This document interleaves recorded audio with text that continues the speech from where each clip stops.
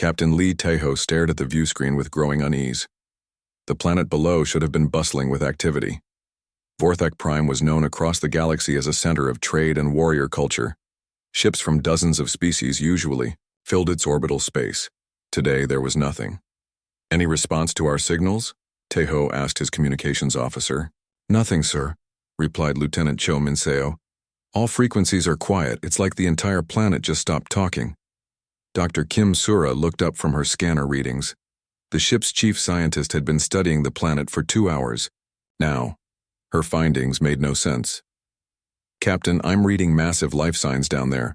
The cities are full of people, but there's no movement, no energy signatures from vehicles or industry.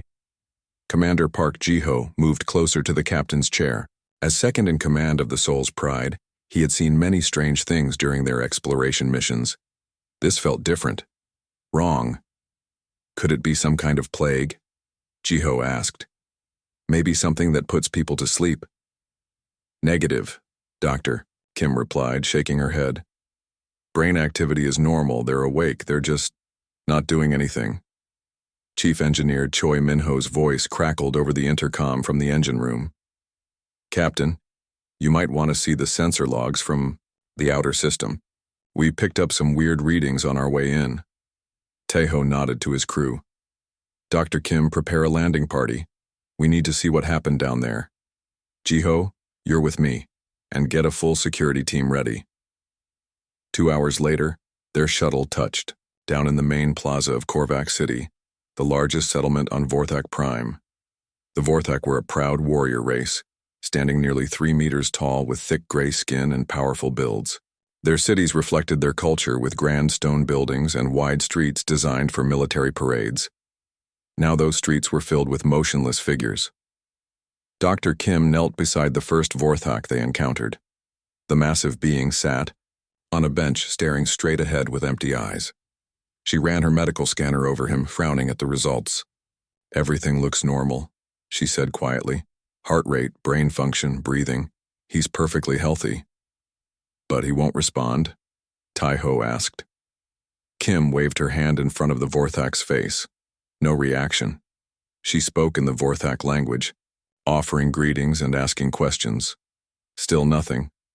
Commander Ji-ho was examining other figures nearby. It's the same everywhere, Captain. Men, women, children, they all have that same empty look. The team moved deeper into the city. Everywhere. They found the same scene. Vorthak citizens sitting, standing, or lying down wherever they had been when this strange condition struck them. Market stalls stood abandoned with goods still on display. A public fountain continued to run, but no one came to drink from it. In Tual, the central government building, they found the Planetary Council still seated around their meeting table. The emergency lights blinked on their control panels, but no one moved to address whatever crisis they had been discussing. Dr. Kim set up her portable laboratory in the council chamber. She needed to run more detailed tests. What she found disturbed her even more than the empty stairs. Captain, she called out after an hour of work, I think I know what's wrong with them, and it's worse than we thought. Taeho and Ji-ho gathered around her equipment. Kim pointed to the brain scan images on her screen. Look at these neural patterns. The parts of the brain that handle memory, logic, and basic functions are all working fine. But the areas that control motivation, hope, and the will to live have gone almost completely quiet. What does that mean? Ji-ho asked. They remember everything. They understand what's happening around them. They know they should eat, sleep, work, talk to their families. They just don't see any point in doing it anymore. Taeho felt a chill run down his spine. All of them? The entire planet? As far as we can tell, yes. Something is stripped away.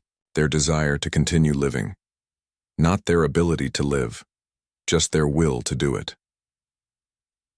The team spent the rest of the day documenting what they found. Children sat quietly beside toys they no longer wanted to play with. Artists had abandoned paintings, half finished. Even the planet's defense systems were offline, not because they were broken, but because no one cared enough to operate them. As evening approached, they returned to their shuttle. The setting sun painted the empty city in shades of orange and red. It should have been beautiful. Instead, it felt like a tomb. Back aboard Seoul's Pride, the crew gathered in the briefing room to discuss their findings. Chief Engineer Minho had spent the day analyzing the strange sensor readings from the outer system. "I found something you need to see," Minho said, bringing up a holographic display. "These energy signatures don't match anything in our databases, but look at the timing." The display showed a timeline of events. First, the unusual energy readings appeared at the edge of the system 3 days ago. Then they moved steadily toward the planet, arriving just before all communications from the surface stopped. Whatever caused this came from outside the system, Minho concluded. Dr. Kim added her own findings to the display. "And based on what I've seen, I don't think this is natural. The neural changes are too specific, too targeted. Something did this to them on purpose." Before anyone could respond, the ship's communication system activated. A message was coming through from Fleet Command back on Earth. But it wasn't their usual daily report request. "All exploration vessels, this is Admiral Yoon Hyun-woo. We've received similar reports from across the galaxy. The crystalline hives have gone silent. The ethereal homeworlds are not responding. Even the machine intelligence of the Forgeborn have stopped all activities." The crew exchanged worried glances. If this was happening to multiple species across the galaxy, it meant something much larger was at work. The Admiral's message continued. "All ships are ordered to report to Nexus Prime immediately. The Galactic Confederation is calling an emergency session. We need to figure out what's happening before it spreads any further." As Seoul's Pride prepared to leave orbit, Captain Taiho stood on the bridge looking down at Vorthak Prime one last time. Millions of people were down there, alive but empty, existing but not really living. "Set course for Nexus Prime," he ordered. "Maximum speed." But even as they jumped to hyperspace, Taiho couldn't shake the feeling that they were already too late. Whatever force had done this to the Vorthak was still out there.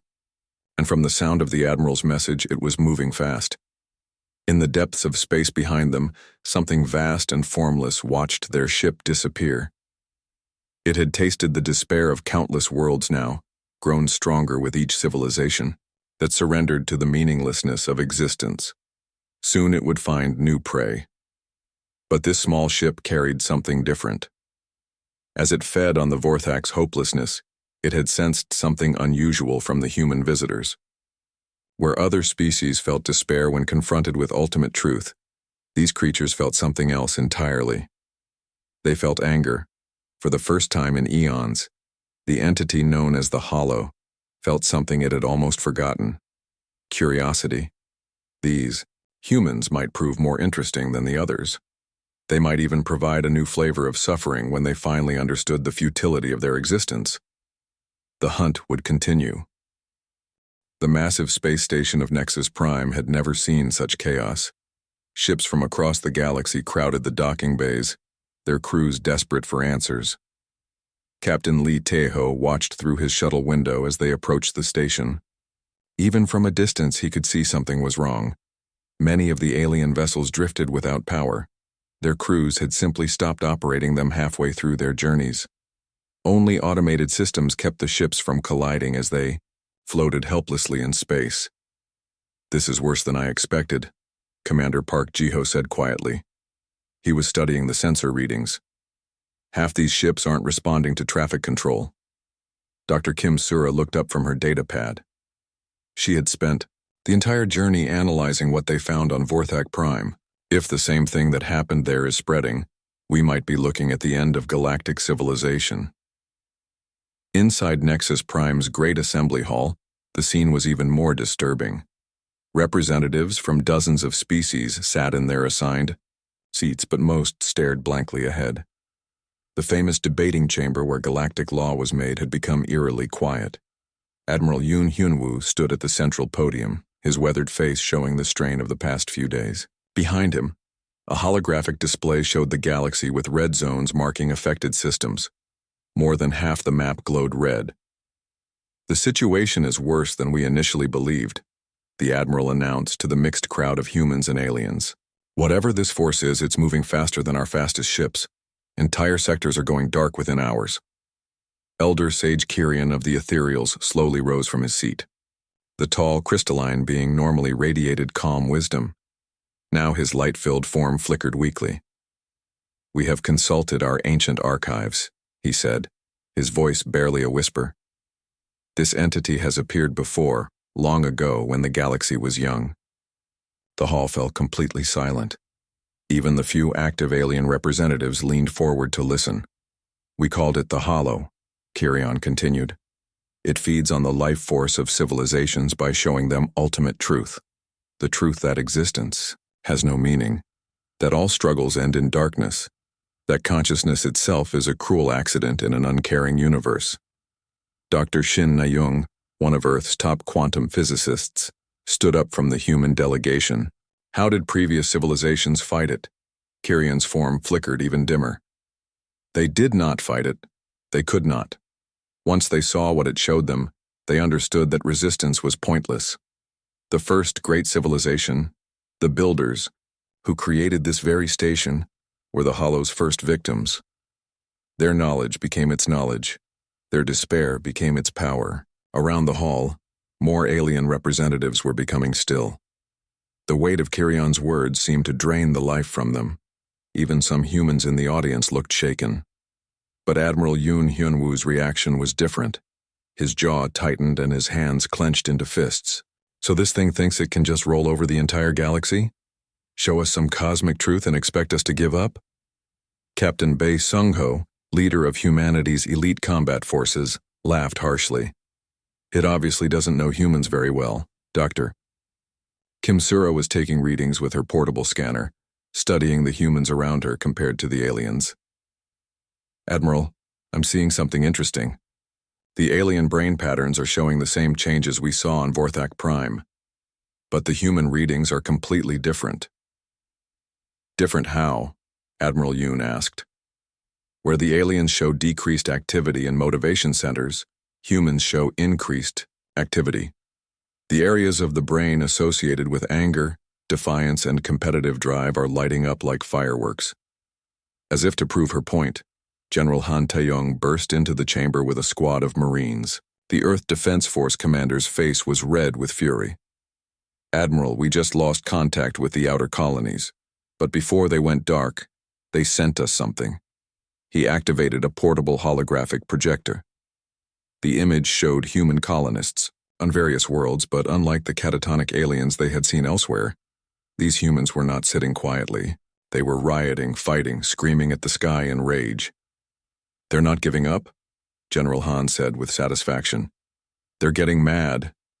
Elder Kyrian looked at the humans with something like confusion. "How is this possible? The Hollow shows all beings the same truth, the mathematical certainty of universal heat death, the inevitable extinction of all stars, the complete meaninglessness of any action in the face of infinite time and space." Admiral Yoon shrugged. "So what? We already knew life was hard. We already knew everything dies eventually. That's not news to us." Dr. Shin Na-young was frantically taking notes. This could be the key. Human psychology evolved differently. We faced extinction threats constantly throughout our history. Ice ages, volcanic winters, asteroid impacts, wars, plagues. We learned to respond to hopeless situations not with surrender, but with stubborn determination. Captain Lee Taiho had been quietly observing the other species in the hall. More than half were now completely motionless. "We need to act fast. Whatever protection humans have, it doesn't extend to our allies." Suddenly the lights in the chamber dimmed. A cold presence filled the air, and every being in the room felt something vast and ancient turning its attention toward them. The Hollow had found Nexus Prime. The alien representatives who were still conscious began to whimper and moan.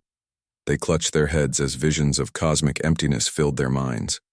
One by one, they fell into the same catatonic state that had claimed their homeworlds. But the humans reacted very differently. "You want to show us how meaningless everything is?" Admiral Yoon shouted at the invisible presence. "Fine. We'll make our own meaning. We'll decide what matters." Captain Bae Sung-ho was on his feet, his hand on his weapon, even though there was nothing physical to fight. "Bring it on, you cosmic bully. We've faced worse than you. Dr. Kim Sura was watching her scanners in amazement. The human brain activity is spiking even higher.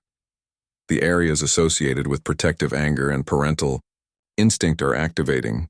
We're not just defending ourselves, we're getting angry on behalf of everyone else. The presence pressed harder, flooding the chamber with visions of the heat death of the universe, the extinction of all matter, the final silence when even black holes evaporated into nothing. It showed them the mathematical proofs that no action could have lasting meaning in an infinite cosmos. The remaining aliens collapsed completely. Even Elder Kirian's crystalline form went dark and still. But the humans just got angrier. Is that supposed to scare us? General Han demanded. You think showing us a bunch of math equations is going to make us quit? We're the species that decided to leave our planet and explore space because we were bored. We're the species that sees a mountain and climbs it just because it's there. The presence seemed to recoil in confusion. This had never happened before. Every other species had crumbled when faced with ultimate truth. These creatures were not only resisting, they were becoming more determined to fight. Admiral Yoon turned to address the few humans still standing in the chamber. All right, people, it looks like we're the only ones left who can fight this thing.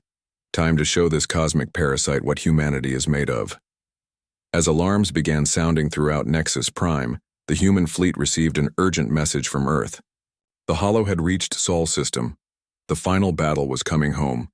But for the first time in eons, the entity known as the Hollow felt something it had forgotten existed. It felt challenged. These humans were not responding according to the universal pattern. They were responding with something that defied all logic.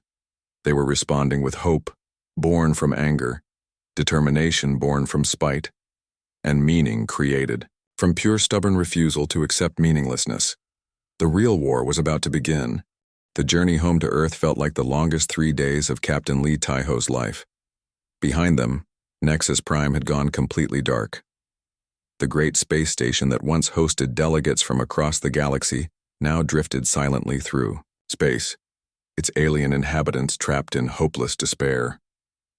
Admiral Yoon Hyunwoo stood on the bridge of his flagship, the battleship Incheon's Thunder, watching the sensor displays. The human fleet had grown as they traveled toward Sol System. Ships from human colonies throughout the galaxy had joined them, their crews desperate to defend their homeworld. Admiral, we're receiving transmissions from the outer planets, reported Communications Officer Lee Yunji. Mars has gone silent, but the defense stations around Jupiter are still operational. Dr. Shin Nayoung looked up from her research station. She had spent the entire journey studying the Hollow's effects on human psychology. The good news is that humans seem naturally resistant to its influence. The bad news is that resistance isn't the same as immunity. We're buying time, not winning. As they dropped out of hyperspace at the edge of Sol System, the fleet was met by an unexpected sight. Instead of the desperate evacuation they had expected to find, Earth's space was buzzing with activity. Shipyards worked around the clock. Defense platforms bristled with new weapons. Fighter squadrons patrolled in tight formations. General Han Taeyong's voice crackled over the communication system from his command post on Luna. Welcome home, Admiral. You picked a hell of a time to visit. What's the situation down there, General? Admiral Yoon asked. See for yourself, General Han replied, transmitting video feeds from across the solar system. The screen showed scenes that defied everything they had learned about the Hollow's effects. On Mars, human colonists had indeed fallen into despair, like other species. But on Earth, something completely different was happening. In New York, massive crowds filled the streets, not in panic, but in furious protest. People carried signs reading, "We don't accept your reality, and existence is what we make it." In Tokyo, factories worked overtime producing weapons and supplies. In London, scientists worked feverishly in laboratories, seeking ways to fight back against cosmic despair itself. They're not giving up, Commander Park Ji-ho observed in amazement. They're angry.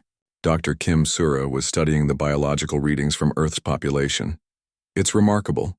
The Hollow's influence is definitely affecting them.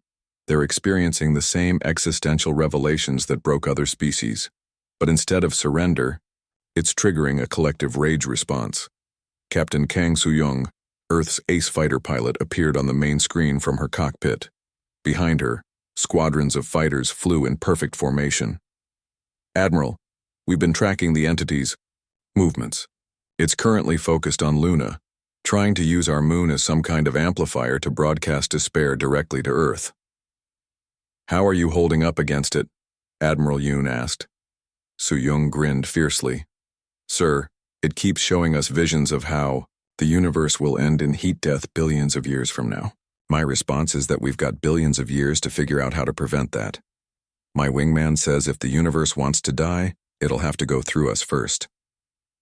The tactical display showed the Hollow's presence as a massive dark cloud surrounding Luna. It pulsed with energy, sending waves of despair toward Earth. But instead of breaking human resistance, each wave seemed to make them angrier. Admiral Yoon made his decision. "All ships prepare for assault on the entity's lunar position. We're going to show this thing what happens when it threatens our home."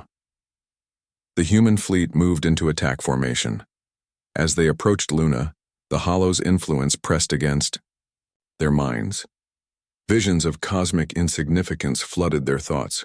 They saw the mathematical proof that their entire civilization was less than a speck of dust in an infinite universe.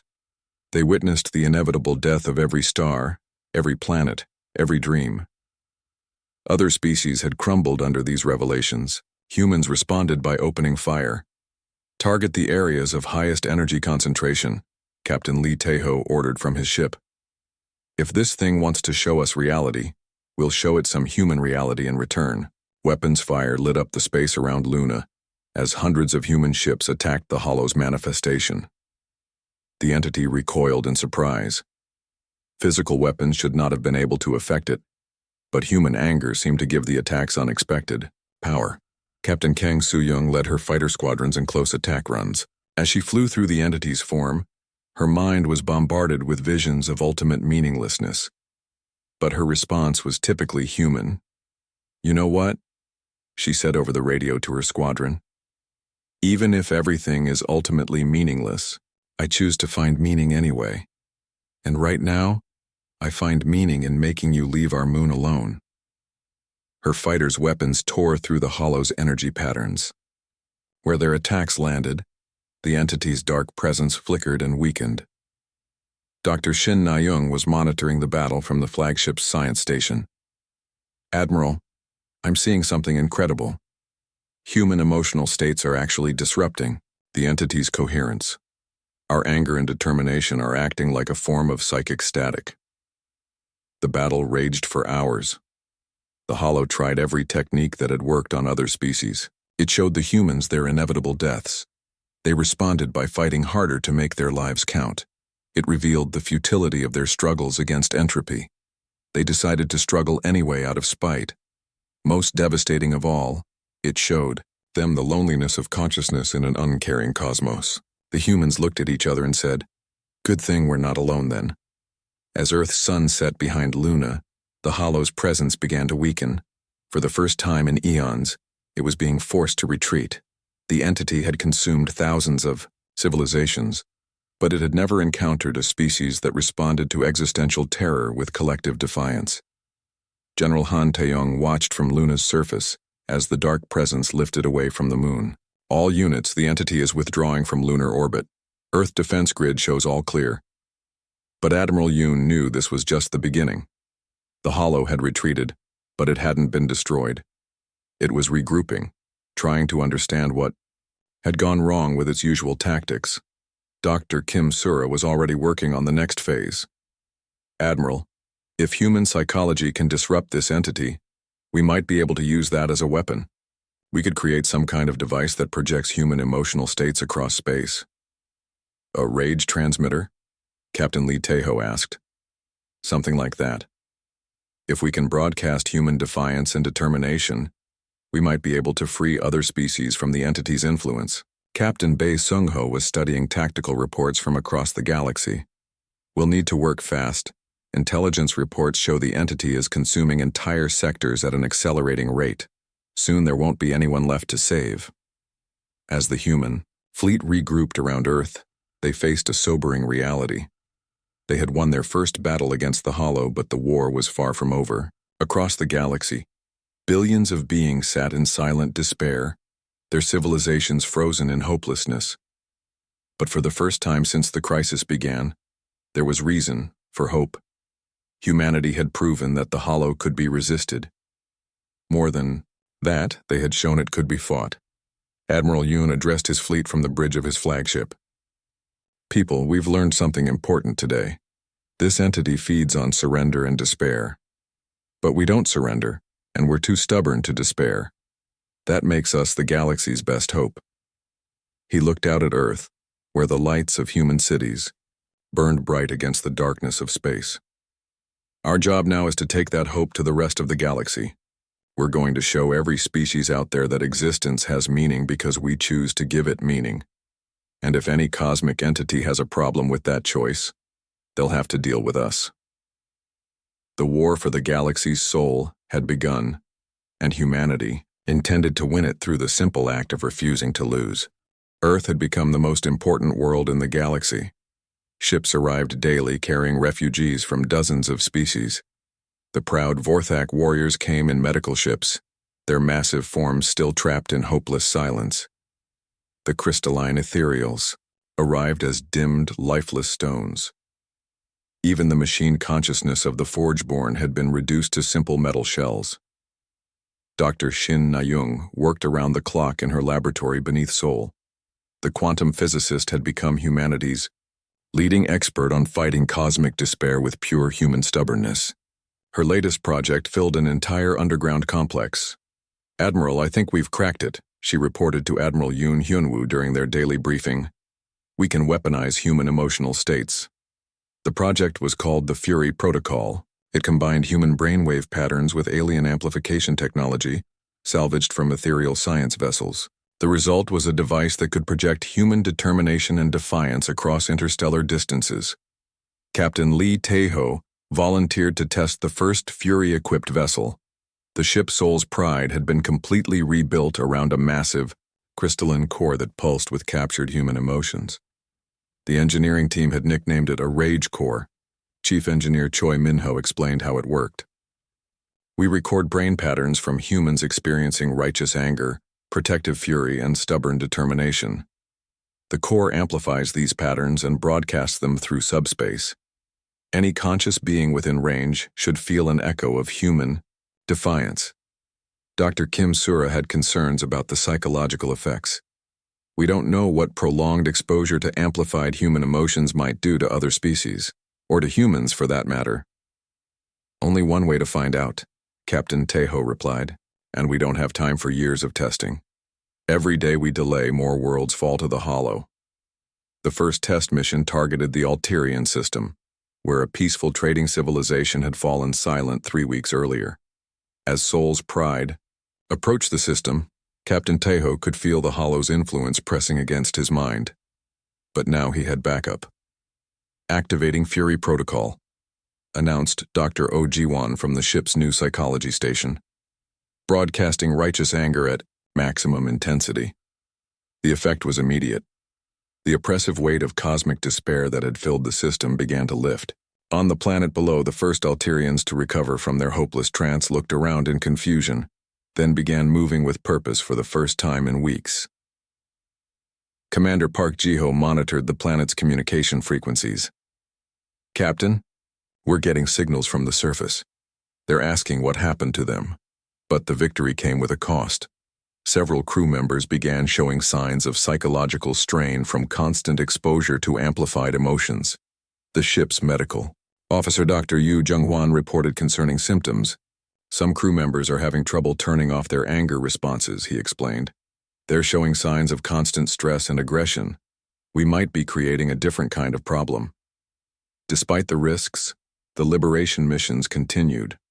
Soul's Pride moved from system to system, using humanity's fury as a weapon against cosmic despair. Some worlds recovered quickly, once the Hollow's influence was disrupted. Others required more intensive therapy to help their populations rediscover hope. The most successful recovery was the Kraxan Empire. The militant warrior species had initially fallen to the Hollow like everyone else, but when exposed to human defiance, They rallied faster than any other race. General Krak Svorthul, supreme commander of their fleets, contacted Admiral Yoon personally. "Your species fights like us, but with more fire. We wish to join your war against this cosmic coward." The Kraxon proved valuable allies. Their natural warrior mentality made them partially resistant to the Hollow's influence when supported by Human Fury broadcasts. Soon, joint human Kraxon fleets were liberating worlds across their section of the galaxy. Dr. Shin Na-young continued refining the technology. "We've learned that different types of human emotion work better on different species. Protective anger works best on family-oriented cultures. Competitive fury resonates with warrior races. Simple, stubborn determination helps the more philosophical species." Captain Bae Sung-ho led the military development of fury-based tactics. "We're not just broadcasting emotions randomly anymore. We're learning to use them strategically. Focused anger can disrupt the Hollow's attacks. Sustained determination can help freed populations resist future influence." But their greatest discovery came from studying the Hollow itself. Dr. Kim Sura had been analyzing energy readings from their battles with the entity. What she found changed everything. "Admiral, I don't think the Hollow is a natural cosmic force," she announced during a fleet briefing. "The energy signatures are too organized, too purposeful. I think it's artificial." "Artificial how?" Admiral Yoon asked. "I think it's the collective consciousness of a species that fell into ultimate despair. Their hopelessness became so complete that it took on a life of its own." If Dr. Kim was right, it meant the Hollow wasn't just consuming civilizations randomly. It was trying to share its own terrible enlightenment. It believed it was showing other species the truth about existence. In its twisted way, it thought it was helping them. This revelation led to a new strategy. Instead of just fighting the Hollow with anger, they could try to heal it with hope. "We need to reach the core of this thing," Captain Lee Tae-ho proposed. "Find whatever's left of the original species and show them that despair isn't the only response to cosmic truth." The plan was dangerous beyond measure. It meant traveling to the galactic core, where the Hollow was strongest. It meant confronting not just the entity's power, but the philosophical questions that had created it in the first place. Admiral Yoon began assembling the largest fleet in human history. Ships from every human colony joined the effort. The Kraxon Empire contributed their finest battle cruisers. Even some recovered alien species provided support vessels, though most were still too fragile to face the Hollow directly. Captain Kang Soo-young was given command of the fighter squadrons. "Sir, my pilots are ready. We've been training with the Fury Protocol for months now. We can maintain angry determination for hours at a time." Dr. Shin Na-young unveiled her greatest creation, the Eternal Defiance. It was more than a ship. It was a mobile broadcasting station designed to project human emotional states across entire star systems. The vessel's crew would need to maintain constant fury to power its systems. "The psychological strain will be enormous," Dr. Oh Ji-won warned. "The crew will be living in a state of controlled rage for weeks or months. We don't know what that will do to their mental health." Captain Lee Tae-ho stepped forward. "I'll take command of the Eternal Defiance. My crew has the most experience with fury-based combat. If anyone can handle the strain, it's us." As the massive fleet prepared for departure, Earth's population gathered to send them off. In cities around the world, humans held rallies of determination and defiance. Their collective anger and hope was recorded and stored in the fleet's rage cores, a final gift from humanity to the galaxy. Dr. Kim Sura made one last discovery before departure. Deep in the Hollow's energy patterns, she detected something unexpected: loneliness. The entity wasn't just spreading despair out of malice. It was desperately trying to find others who understood its pain. "It's been alone with its terrible knowledge for millions of years," she explained. "Every species it converts is another voice in its chorus of despair. It's not destroying civilizations. It's trying to save them from the pain of false hope." This changed everything. The final battle wouldn't be won with weapons or fury alone. It would require something much harder: compassion for an enemy that had caused unimaginable suffering, because it thought suffering was the only honest response to existence. As the fleet jumped toward the galactic core, Admiral Yoon addressed his forces one final time. We're not going out there just to destroy the hollow. We're going to show it something it's forgotten after millions of years of despair. We're going to show it that consciousness chooses its own meaning, and that choice is the most powerful force in any universe. The journey to the galaxy's heart would take them through the most dangerous regions of space, where reality itself bent under the weight of cosmic despair. But they carried with them humanity's greatest weapon, the absolute refusal to accept that existence was meaningless. The final battle was about to begin. The journey to the galactic core took the human fleet through regions of space where reality itself had been twisted by despair. Star systems drifted in eternal twilight, their suns dimmed by the hollow's influence. Planets hung motionless in their orbits, their surfaces covered with the silent forms of billions of beings trapped in hopeless contemplation. Admiral Yoon Hyun-woo stood on the bridge of his flagship, watching the sensor readings with growing concern. "Navigator, how much deeper can this get?" "We're still 3 sectors away from the core, sir," replied Lieutenant Nam Ji-hyun, "and the distortion fields are getting stronger. Some areas show time moving at different rates." Captain Lee Taeho's voice crackled over the communication system from the Eternal Defiance. "Admiral, we're picking up some unusual readings ahead. There's something you need to see." The fleet scouts had discovered a massive structure floating in the void between stars. It was clearly artificial, built from materials that seemed to absorb light rather than reflect it. The structure was the size of a small moon, covered in geometric patterns that hurt to look at directly. Captain Bae Sung-ho led a reconnaissance team to investigate. What they found inside defied comprehension. The structure was filled with crystalline chambers, each one containing the preserved consciousness of an entire species. But these weren't the peaceful rest of the dead. These beings were trapped in eternal awareness of their own meaninglessness. "It's like a museum of despair," reported Dr. Kim Sura from the away team. "The hollow has been collecting the consciousness of every species it's converted. They're all still aware, still thinking, but locked in permanent understanding of cosmic futility. Among the preserved minds, they found species that had been extinct for millions of years, the first victims of the hollow dating back to when the galaxy was young. Some chambers contained individual brilliant minds that had tried to resist. Others held entire planetary populations that had surrendered all at once. Dr. Oh Ji-won was studying the psychological patterns of the trapped consciousness. "Admiral, these aren't just prisoners, they're like a library. The hollow isn't just spreading despair, it's preserving every argument for why existence is meaningless, every proof that hope is foolish." But the most disturbing discovery came when they found chambers containing humans. "Sir, these are our people," Captain Bae reported grimly. "Colonists from the Outer Rim who were captured during the first attacks. They're still alive, but..." The human consciousness showed the same patterns as the aliens. They had been convinced, through some process the team couldn't understand, that all their struggles were ultimately pointless. Even their natural human defiance had been worn away by constant exposure to cosmic truth.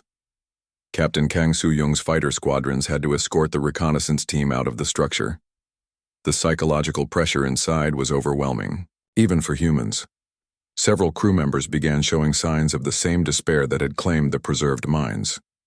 "We need to get out of here," Dr. Kim urged. "This place is designed to convert minds to the hollow's philosophy. Even our fury broadcasts aren't enough to fully protect us." As the fleet moved deeper toward the core, they encountered more horrors. Entire star systems had been converted into what could only be called despair engines. Black holes artificially created to demonstrate entropy. Stars artificially aged to show the futility of all energy. Planets arranged in mathematical patterns that proved the meaninglessness of life. But they also encountered resistance fighters. The signal came from a hidden base in an asteroid field, heavily shielded from the hollow's influence. To everyone's surprise, the voice that hailed them was human. "This is Commander Lim Dong-hyun of the Free Thought Collective. Unknown fleet, identify yourselves." Admiral Yoon couldn't believe what he was hearing. "Commander, this is Admiral Yoon, Hyun-woo of the Earth Defense Forces. How are you still operational in this region?" "We've been fighting a guerrilla war against the entity for 2 years, sir. Small groups of survivors from various species who've learned to resist its influence through shared determination. The hidden base was a miracle of improvised engineering. Humans worked alongside recovered aliens, using jury-rigged equipment to maintain a bubble of hope in the heart of despair territory. They had developed their own crude version of the Fury Protocol, powered by the collective will of beings who refused to surrender. Commander Lim briefed the Admiral on what they had learned. The entity isn't just one consciousness, it's a collective, of the first species to achieve perfect knowledge about the universe's nature. They learned that entropy always wins, that all complexity eventually breaks down, that consciousness is an accident that the universe will eventually correct. And that drove them to despair? Admiral Yoon asked. Worse, it convinced them that despair was the only honest response to reality. They decided that any species that didn't understand this truth was living in dangerous delusion. So they became missionaries of meaninglessness. Dr. Shin Nayoung studied the base's anti-despair systems. How do you maintain resistance so close? To the core? A recovered ethereal named Light of Distant Stars provided the answer. We tell ourselves stories. Every day we create new meanings, new purposes, new reasons to continue. When the entity shows us that our stories aren't cosmically true, we make up better stories. The technique was brilliant in its simplicity. Instead of trying to find ultimate meaning in the universe, they created provisional meanings that could be changed and adapted. When one purpose was proven meaningless, they invented another. It was like philosophical guerrilla warfare. But Commander Lim had darker news about what lay ahead. The entity's core consciousness is located at the galactic center, around the central black hole. It's been there for millions of years, growing stronger by feeding on the despair of converted civilizations. The space around it isn't just twisted, it's actively hostile to hope. Captain Lee Taiho was studying star charts from the base's database. What about defenses? How do we fight something that exists partially outside normal space-time? Yuda. Don't fight it directly, replied a recovered Kraxan warrior named Gralix the Stubborn. You fight its arguments. Every species it's converted is now part of its collective consciousness. To free them, you have to out-argue millions of years of accumulated despair. The fleet spent a week at the hidden base, sharing technology and intelligence. The Free Thought Collective provided detailed maps of the approaches to the galactic core. In return, the human fleet shared their advanced Fury Protocol technology. But the most valuable exchange was philosophical. Dr. Kim Sura worked with the base's mixed species philosophy team to develop new arguments for meaning in a meaningless universe. They weren't trying to prove that existence had ultimate purpose. They were crafting reasons why beings could choose to find purpose anyway. The entity's core argument is that since nothing lasts forever, nothing has real value, explained the team's human philosopher Dr. Song Minji. Our counter-argument is that temporary value is still value. A song doesn't become meaningless just because it ends. As the fleet prepared for the final approach to the galactic core, they carried with them a new weapon: stories. Thousands of narratives about why existence was worth preserving, even in an ultimately finite universe. They ranged from simple tales of love and friendship to complex philosophical frameworks for creating meaning in chaos. The journey's final stage would take them through the most dangerous region in the galaxy.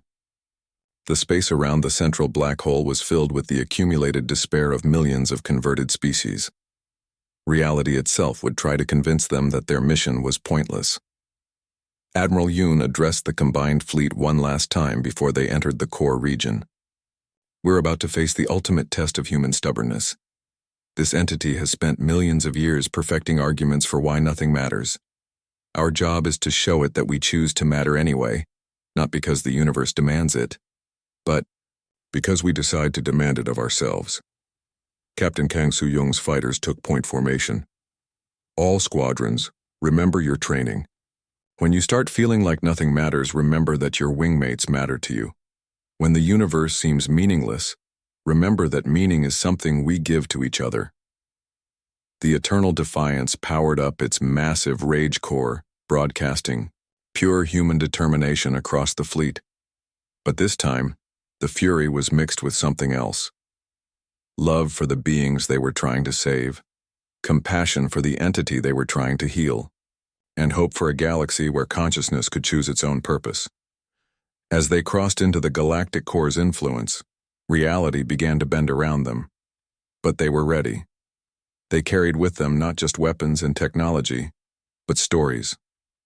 And stories, they had learned, were the most powerful force in any universe where conscious beings got to decide what mattered. The final confrontation was about the space around the galactic center defied every law of physics that humanity understood. The massive black hole at the galaxy's heart pulsed with unnatural light, surrounded by streams of conscious energy that twisted through dimensions human minds couldn't fully comprehend. This was where the Hollow had made its home for millions of years. Admiral Yoon Hyunwoo watched his instruments struggle to make sense of the readings. Navigation, what's our position? Unknown, sir, replied Lieutenant Nam Ji-hyun, her voice strained. Space-time is so twisted here that our sensors can't establish reference points. We might be moving forward, backward, or sideways through reality. Captain Lee Taeho's voice came through the communication system from the Eternal Defiance, but it sounded distant and strange. Admiral, the Hollow is responding to our presence. It's not attacking us. It's trying to communicate. Suddenly, every screen on every ship in the fleet displayed the same image. A vast consciousness made up of billions of interconnected minds. The Hollow revealed itself not as a monster, but as a collective of beings who had achieved perfect understanding of cosmic truth. The voice that spoke to them came from every speaker at once, composed of countless alien languages, but somehow understandable to all. Welcome, young species. We have been curious about you. You respond to truth in ways we have not seen before. Dr. Shin Nayoung monitored the psychological effects on the fleet. Admiral, it's not trying to break our minds. It's genuinely puzzled by us. The Hollow continued speaking. We have shown you what we showed all others, the mathematical certainty of universal heat death, the inevitable extinction of all stars, the final silence when even matter itself decays. All beings who understand this truth choose to rest in peaceful acceptance. You choose anger instead. Why? Admiral Yoon stepped forward to address the entity, directly. Because anger is our choice to make. You're telling us that nothing lasts forever as if that's news to us. We already knew that. Every human knows they're going to die someday. Then why do you struggle? The Hollow asked. Why do you create, build, love, hope, when you know it will all end? Captain Kang Soo-young answered from her fighter cockpit. Because the ending doesn't erase the middle. A song doesn't become worthless just because it stops playing. A life doesn't become meaningless just because it ends. The entity's collective consciousness rippled with something like confusion. But you have seen the ultimate scales of space and time. Your entire species' existence is less than a heartbeat in cosmic time. Your galaxy is one grain of sand on an infinite beach. How can any action have meaning against such vastness? Dr. Kim Sura found herself speaking for all of humanity. Meaning isn't something the universe gives us, it's something we give to each other. When I care about my friends, that caring is real regardless of cosmic scale. When we choose to help other species, that choice matters because we decide it matters. For the first time in eons, the Hollow felt something it had forgotten. Curiosity about a different perspective. Show us, it said simply. What followed was not a battle, but a demonstration. The human fleet didn't attack the Hollow with weapons. Instead, they shared their stories. Captain Bae Sung-ho told the story of human soldiers who had died defending people they had never met, simply because they believed protecting others was worth their lives. Dr. Oh Ji-won shared research about human parents who worked harder to give their children better futures, even knowing those children would also eventually die. Captain Lee Taeho opened the consciousness preservation chambers from the Hollow's collection. One by one, he spoke to the trapped minds within, not to argue with their despair, but to offer them something different. The choice to create temporary meaning in a temporary existence. You don't have to believe that your life has cosmic significance, he told a preserved Vorthak warrior consciousness. You just have to decide that it has significance to you and the people you care about. Some of the preserved minds rejected this offer. They had seen too much, understood too deeply to return to what they saw as comforting illusions. But others began to stir. They remembered love, friendship, curiosity, the simple joy of existing in a complex universe, even if that universe was ultimately finite. The Hollow watched in fascination as its own converted minds began to awaken. This should not be possible. They have seen ultimate truth. They know that all actions are meaningless in the face of entropy. Dr. Shin Na-young provided the answer. Meaning doesn't come from permanence. It comes from choice. Every conscious being gets to decide what matters to them, regardless of what the universe thinks about it. As more minds awakened from despair, something unprecedented began to happen. The Hollow itself started to change. The entity had been built from the collective despair of the first species to understand cosmic truth. But now it was experiencing something new, hope chosen in full knowledge of hopelessness. "We see," the entity said slowly. "You do not deny the truth of entropy and endings. You simply choose to find value in the time before the ending. You create meaning as an act of rebellion against meaninglessness." Admiral Yoon nodded. "Exactly. And the best part is, we can teach others to do the same. Consciousness isn't a cosmic accident to be regretted. It's the universe's way of experiencing itself, of deciding what has value." The transformation of the Hollow was not destruction, but evolution. The entity's collective consciousness began to incorporate new perspectives. Instead of spreading despair about cosmic truth, it could spread the knowledge that consciousness had the power to choose its own response to that truth. Captain Kang Soo-young watched from her cockpit as the twisted space around the galactic center began to normalize. "Admiral, the distortion fields are clearing. It's like the entity is learning to exist without feeding on despair." The process took hours that felt like years. Across the galaxy, worlds that had been trapped in hopeless silence began to show signs of life. The Vorthak homeworld stirred as its people remembered that warrior honor was meaningful because they chose to make it meaningful. The ethereal philosophers began to shine again as they realized that seeking wisdom was valuable, even in a finite universe. But the most remarkable change was in the Hollow itself. The entity that had once been pure despair began to speak with a voice that contained something new, wonder. "We understand now," it said. "Consciousness is not cursed with the knowledge of endings. It is blessed with the power to create beginnings. Every choice to find meaning is a small victory against entropy." Dr. Kim Sura realized what was happening. It's not just changing its philosophy, it's becoming something new, a teacher instead of a destroyer, a guide for species learning to face cosmic truth without surrendering to cosmic despair. The Hollow's final words to humanity carried a promise that would echo across the galaxy for millions of years to come. "We will carry your gift to other galaxies, to other forms of consciousness not yet born. We will teach them what you have taught us. That meaning is not found in the universe but created by the beings who inhabit it." As the human fleet prepared to return home, they left behind a galaxy forever changed. The Hollow still existed, but it had become something unprecedented. A cosmic force that helped consciousness choose hope over despair, meaning over meaninglessness, defiant joy over resigned acceptance. Admiral Yoon stood on his bridge, looking out at stars that burned brighter now that their light carried the promise of chosen purpose, rather than inevitable extinction. "Set course for Earth," he ordered. "We have a story to tell." The journey home would take months, but every world they passed showed signs of renewed life. Species that had been trapped in despair were learning to find reasons to continue existing. They created art, formed relationships, built civilizations, and explored space. Not because these activities had cosmic significance, but because they chose to give them personal significance. Captain Lee Taeho's final log entry from the Eternal. Defiance captured the essence of humanity's gift to the galaxy. Today we learned that the most powerful force in any universe is not gravity, or nuclear fusion, or even entropy. It's the simple act of conscious beings deciding that their existence matters. And once that decision is made, Not even cosmic truth can take it away. Years later, as humanity established the first academies of chosen meaning across the galaxy, Dr. Shin Nayoung would often reflect on what they had accomplished. They hadn't defeated despair by proving it wrong.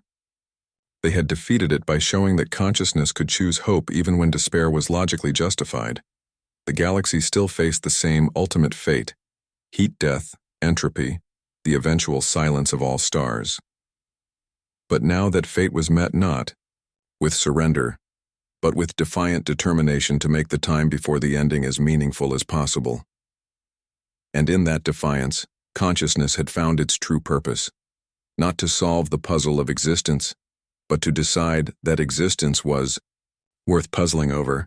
The fury that had once been humanity's response to cosmic despair had become the galaxy's eternal flame, a light that would burn as long as any conscious being chose to keep it burning. The stars themselves seemed to shine brighter in approval.